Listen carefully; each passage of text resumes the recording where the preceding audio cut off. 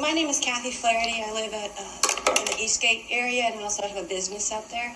I was very concerned because the one thing was the couple slides before. I don't know where it says that.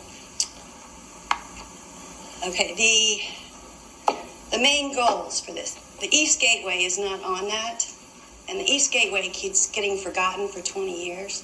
I mean, there's nothing ever happens up there. You guys put up 48 banners for $15,000 2 years ago. That's the only thing we've seen. All right. Downtown has a development board. They've got all this action. Nothing. We have hookers. We have prostitutes. I get stopped by Johns all the time. I've written emails. You guys do have a police force up there. Then Sergio is doing a great job. All right. I think what you guys need to do is get more code enforcement up there. Hold the property owners responsible for the dilapidated states, because that's where you get the people living in the places and you get them hanging out and you get the drug dealers. We got 2 crack houses closed down last year. Once those closed down there, they actually rented the unit next to my bike shop. We had my landlord had to spend $6,000 getting them out. I made numerous calls downtown to the police department that there was a crack dealer next door. Nothing got done. The guy actually had a warrant out for his arrest in St. Pete for running a crack house down there. He's in jail now. They've caught him someplace.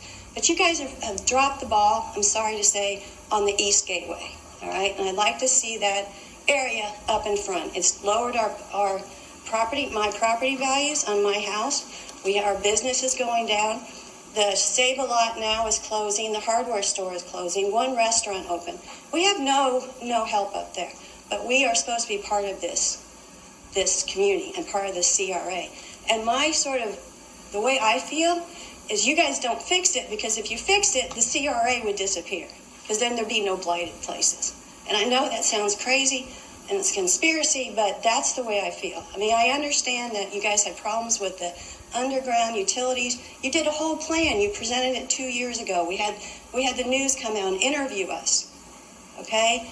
Saying, oh, we were like all happy, things were getting done. Then nothing happened, and it took 2 years for me to figure out that you guys didn't have the underground engineering plans done, and you had 20 years to do this.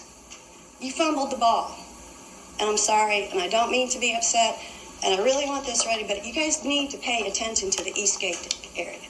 People live up there. We have businesses. We have homes. There are children.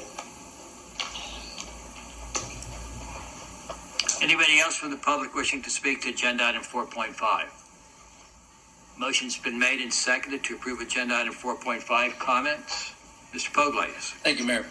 I would concur with that resident. The plan is actually, the East Gateway plan is way older than 2 years.